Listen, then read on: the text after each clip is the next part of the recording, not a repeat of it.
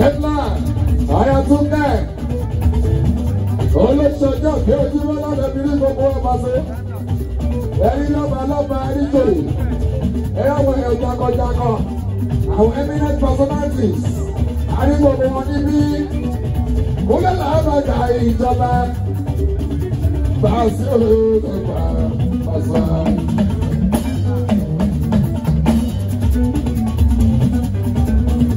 Akíyèké Black gọ́ọ̀fúnà EFC ní Germany nílùú Germany pátápátá báńkì gbogbo ọmọ ẹgbẹ́ nílùú Germany gbogbo Pasuma pásítọ̀ nílùú Germany báńkì wọn dáadáa Akíyèké Black alájẹ Ike Black cargo alájẹ Ike Black logistics Ayátúndé Túndé àwọn méjèèjì ìlú Germany náà gbé àjọpọ̀ àti àwọn àtàwọn ọmọ wọn alábíọ́lá àbá ẹ̀ka àwọn ọmọ alálùbá àríkà ọ̀là ìgbésẹ̀ ló ń fún wọn.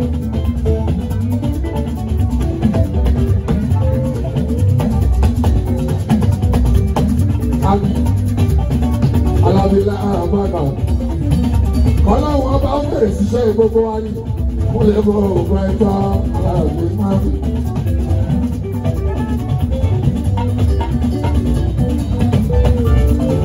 Àmì ní ẹjọ́ àmì ní ẹjọ́.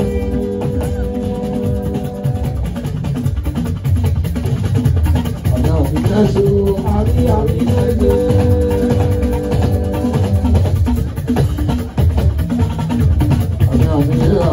Àmì ní ẹjọ́. Wọ́n bá ṣàdúrà ní kíkọ́ o. Àmì ní ẹjọ́. Ó ṣe inú mọ́ṣáláṣí. Àmì ní ẹjọ́. Ẹgbẹ́ kọ́dà bó ṣe inú ṣọ́ọ̀ṣù. Àmì ẹjọ́. Àwọn ẹlẹ́sìn abala ẹsẹ̀ mọ ìwọ̀n ṣàṣẹ. Àmì ẹjọ́. Àkíbọ́lá ní bàjẹ́. Àmì ẹjọ́.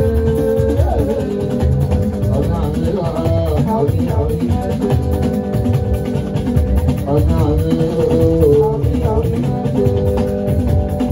Ẹgbẹ́ olúwa mọ̀ mí débẹ̀.